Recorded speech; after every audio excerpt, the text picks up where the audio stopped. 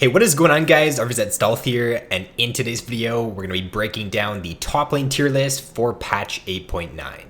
So the first champion in the tier 1 or S tier for this patch is Irelia. So Irelia right now, after her rework, she's basically the Fiora 2.0. She is your premier 1v1 duelist top lane champion. She's got a ton of outplay potential in her kit.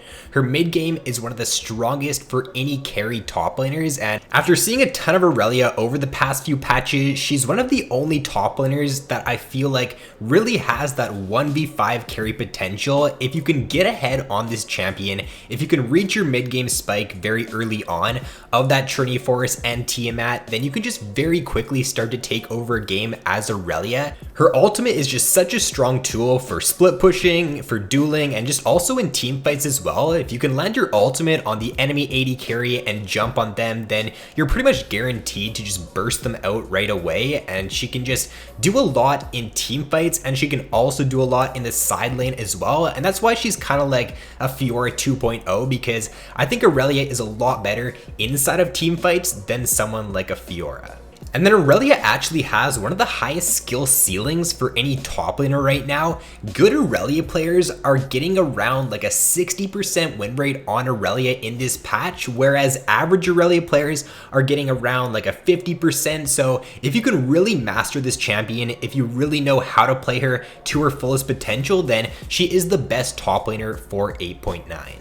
So a new addition all the way up into the tier 1 for this patch is Mundo. Now I was considering having Mundo in tier 1 or like in a tier 1.5. I decided to have him right up into tier 1 though, because he just does not lose to any AP top laner right now after his ult buff. He still loses some matchups against AD top laners if they are going to rush Executioner's Calling, but his ultimate buffs were actually really good, and I definitely undervalued them when I was doing my patch rundown video. I didn't even cover the changes to Mundo because I didn't really think they would help him out too much, but going for a banner rush right now, and because of your ult changes, he pretty much just cannot even be touched by any AP top lane champion. If you can get ahead with Mundo and you can reach like your level 2 ultimate, the healing you get from that now is absolutely insane, and you have to send at least like 2 or 3 members top lane to actually kill a Mundo if he does get ahead.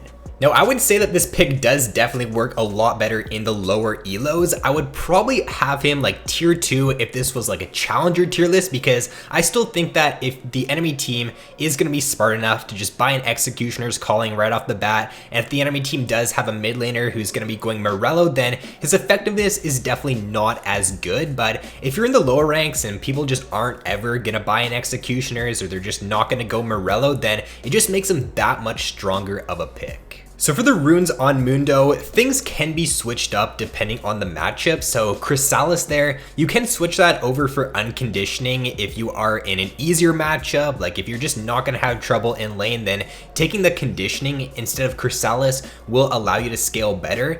Now Overgrowth actually does do a lot better on Mundo than Revitalize. Both do have really good synergy with Mundo's kit, but Overgrowth win rate wise is just outperforming Revitalize a lot in this patch. For your secondary runes there, the approach velocity is actually doing very well on Mundo. When you tag the enemy with a slow from your Q, then you're going to gain bonus movement speed towards that target, and it really helps out Mundo because he can get kited pretty easily inside of team fights. So if you're just getting that bonus movement speed, it just allows you to chase down your target a lot easier, and it allows you to stick onto your target better.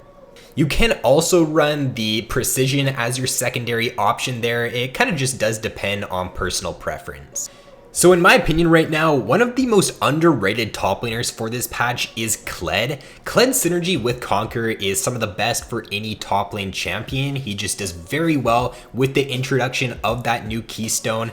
He's one of the better carry top laners just overall for solo queue, because you do have a ton of options with Kled. You can win lane on him in a lot of matchups, and then after that you can transition your lead into other lanes with your ultimate. So you never really have to just stay up in the top lane as Kled. You don't have to win your lane every single game as him to succeed, because you do have a great roaming tool with your ultimate. If you are someone who does have trouble like closing out games and just winning in the mid to late game, if you can get ahead with Kled and if your team gets ahead, then Kled's one of the best champions at just finishing a game off, because if the enemy team is just caught out of position, if you see them just randomly farming somewhere, then Kled's ultimate just allows him to pick off enemies really well, and you can just really do a lot with Kled if you get a lead in the early game. So Darius is still going to be tier 1 for 8.9. He got those buffs a few patches back, and ever since then he's been a very strong top lane pick for solo queue. There's not too much new to say about Darius in this patch. He's been on my tier list for a little while now, so I'm not going to go too much into detail about him, but overall he just is a great bruiser top laner, does very well into tank matchups. He is someone who can deal with Mundo, so if you do end up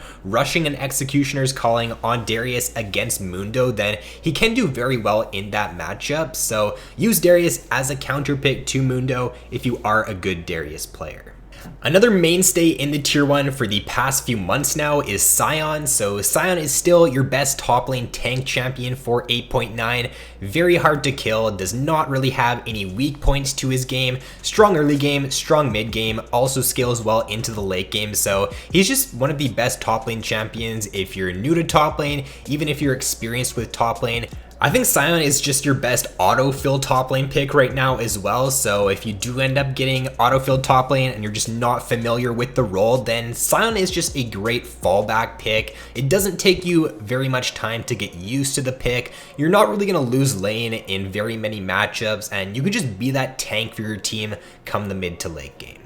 And then lastly, to round out the tier 1s for this patch is going to be another mainstay for the past few patches, and it's Camille. So Camille is still a great bruiser top lane champion. She is similar to Irelia in the sense that she does have a pretty high skill ceiling. If you can play Camille to a high level and you can really master this champion, then she is performing great in this patch, and she does perform a lot better if you put time into the pick and if you really know how to play the pick well.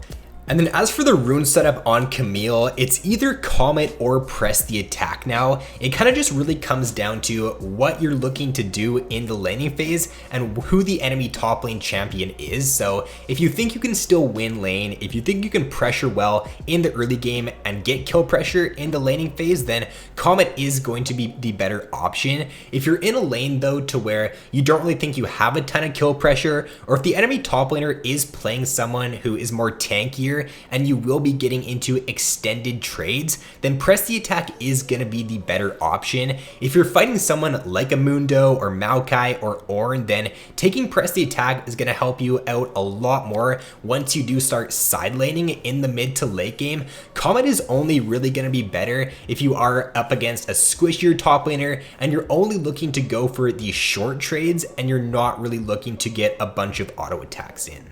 So for my tier 1.5 in this patch, these are picks that are just barely off of being tier 1. For Singed and for Quinn, I think these picks are tier 1 quality if you know your matchups well and if you know how to play the champion well. Singed is a pick to where if you're just playing him for the first time, if you're not really experienced on him, then you're probably just going to feed and you're not going to do very well on the pick. But if you spend time on the pick, you know your matchups, you know how to proxy, then he can be one of the strongest top laners for 8.9. And then for Swain, I did have him in tier 1 last patch, or the last time I did a top lane tier list. I'm moving him down just a little bit here, mainly because his matchups aren't the best right now in this patch. If he is going up against a banner rushing top laner, then it is pretty hard for him to deal with them in the side lane. He loses very hard to Mundo. He also loses to Sion, and then against any top lane champion that does have pretty good mobility and can dodge his E and that can just jump right onto him and dodge his W as well, can do very well against Swain. So someone like Yasuo, Camille, Irelia can all do very well into the pick. He is a pretty safe blind pick though. You're always gonna be useful on Swain once you do reach the mid to late game. He scales very well, so he is still a very solid top lane pick for this patch. So for my tier 2 in this patch, not too much has changed over the past few patches. I am moving Garen up into tier 2 for this patch now. I think that Garen is super good, especially for the low elos. He got buffed in this patch, his Q got buffed and his W got buffed. So I think that if you are in the lower ranks, then you should definitely be picking up Garen. And then I am moving Kennen up into tier 2 for this patch. He did get quite substantially buffed in 8.9. His win rate is very low right now though. It's only sitting at around like a 46% in 8.9. I think that's mainly because number one, Kennen is a harder top laner to play, or AD Kennen is a lot harder to play than most other top laners. And then number two, new players are going to be trying out AD Kennen in this patch, so that is just going to bring down his win rate. For the lower ranks, I think that he isn't the best pick just because you do really need to know how to micromanage him well to be able to play him at a good level. I do think though for the higher elos, he is a very strong pick. He can do very well in the side lane, and if you do know how to kite well with him, if you can micromanage him, then he is a very strong top lane pick. And then for the tier 3 champions in this patch, these are the average picks, so there's nothing really too special about these champions. They're not really stronger than the tier 1 or the tier 2 picks, but they're also not the weakest champions in the game overall. You can still have success on them, but they are going to be harder to climb with, in my opinion, than a champion in the tier 2 or in the tier 1. And then for my tier 4 picks in this patch, these are going to be the below average champions. So these are the ones that I would definitely stay away from in solo queue. Gnar is a pick there that I have a feeling a lot of people will disagree with me on him being in tier 4, but his matchups overall right now for solo queue just are not very good. He's always done pretty poorly against Irelia, and Irelia is arguably the strongest top laner for this patch. He also does pretty poorly against Camille, Darius, and Yasuo, and those are three of the most picked top laners right now. Gnar in general for solo queue also is just a harder champion to execute. You do need to be able to play around your Gnar bar, or you want to be able to play around your Gnar bar during team fights with him, and in solo queue you're just not really able to do that. So that is going to be all for this top lane tier list for patch 8.9. If there's one top laner in this patch I would recommend trying out, it would be that Mundo. Into any AP matchup right now, he is doing super well, and I think that with the buff he got in this patch, he is going to see more and more play in this patch, and eventually I do feel like he will start drawing bans, so I would recommend playing him while you can in 8.9. With that being said guys, if you did enjoy this video, then please be sure to leave a like, subscribe if you have yet to already. So thanks for watching, have an awesome day, and I will see you in my next video.